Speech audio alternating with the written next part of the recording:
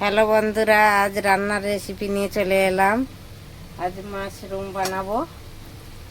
Mushroom কেটে রেখেছি, পেঁয়াজ, আলু, টমেটো, শিমলা মির্চি দিয়ে মাশরুম বানাবো। কড়া গরম, তেল গরম হয়ে গেছে। একটু মোটা মোটা করে পেঁয়াজ দিয়েছি, পেঁয়াজটা তুলে নিচ্ছি।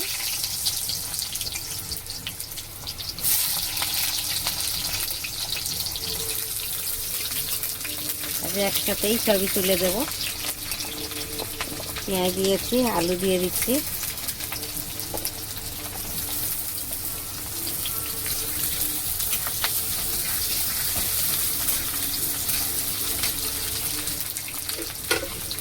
নেড়ে নিচ্ছি, মাশরুমটা দিয়ে দিচ্ছি।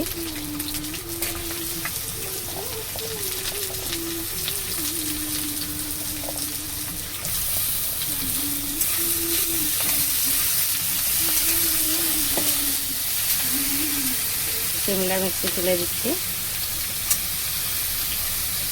টমেটোটা একটু পরে দেব।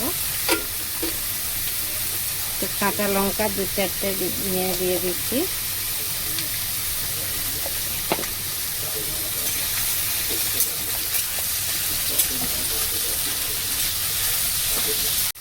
একটু ঢেকে দিচ্ছি।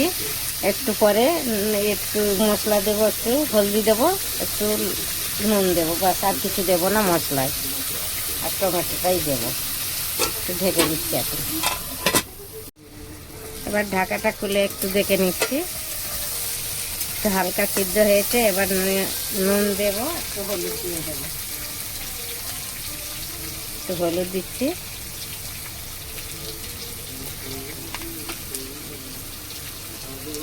একটু নুন দিচ্ছি পরিমাণ মতন।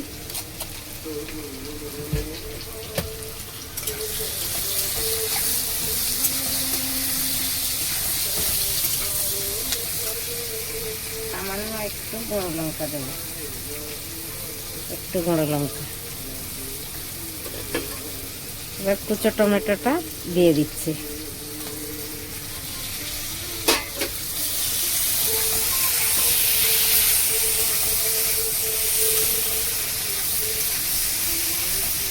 দিয়ে এবার ঢেকে দিচ্ছি।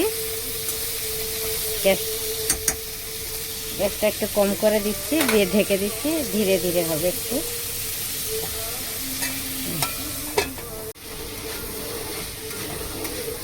ভাজা হয়ে গেছে, খুব সুন্দর হয়েছে। একটু তেল এটাতে বেশি লাগে, তাই একটু ভাজা ভাজা হয়ে গেছে, মাখা মাখা হয়ে গেছে। এবার নামিয়ে নেব। সব সিদ্ধ হয়ে গেছে। আলু টালু, মাশরুম, শিমলা মির্চি দিয়ে আপনারাও এমনি করে বানাবেন। একটু মোটা মোটা করে পেঁয়াজ কেটে, খুবই ভালো লাগবে খেতে।